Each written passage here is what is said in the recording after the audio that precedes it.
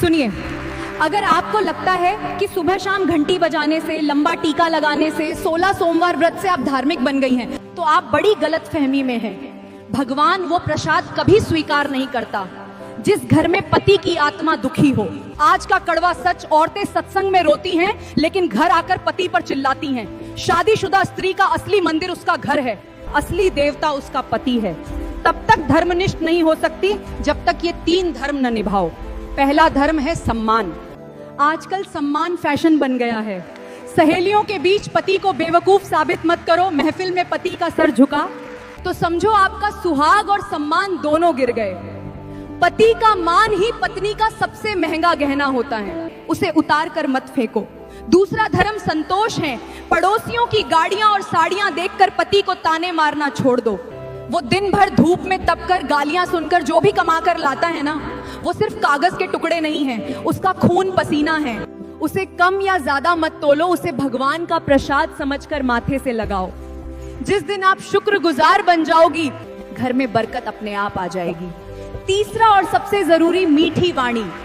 महाभारत कुरुक्षेत्र में नहीं, घर की रसोइयों में कड़वे वचनों से शुरू होती है सुंदरता। क्रीम पाउडर से नहीं आती सुंदरता, जुबान की मिठास से आती है। जिस घर में पत्नी की बोली मीठी हो, वहां पति को स्वर्ग जाने। सुनिए, अगर आपको लगता है कि सुबह शाम घंटी बजाने से, लंबा टीका लगाने से, 16 सोमवार व्रत से आप धार्मिक बन गई हैं, तो आप बड़ी गलत फहमी में हैं। भगवान वो प्रसाद कभी स्वीकार नहीं करता जिस घर में पति की आत्मा दुखी हो। आज का कड़वा सच, औरतें सत्संग में रोती हैं लेकिन घर आकर पति पर चिल्लाती हैं। शादीशुदा स्त्री का असली मंदिर उसका घर है, असली देवता उसका पति है।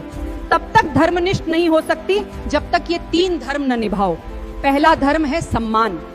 आजकल सम्मान फैशन बन गया है। सहेलियों के बीच पति को बेवकूफ साबित मत करो। महफिल में पति का सर झुका तो समझो आपका सुहाग और सम्मान दोनों गिर गए। पति का मान ही पत्नी का सबसे महंगा गहना होता है, उसे उतार कर मत फेंको। दूसरा धर्म संतोष है। पड़ोसियों की गाड़ियां और साड़ियां देखकर पति को ताने मारना छोड़ दो। वो दिन भर धूप में तपकर गालियां सुनकर जो भी कमा कर लाता है ना, वो सिर्फ कागज के टुकड़े नहीं हैं, उसका खून पसीना है।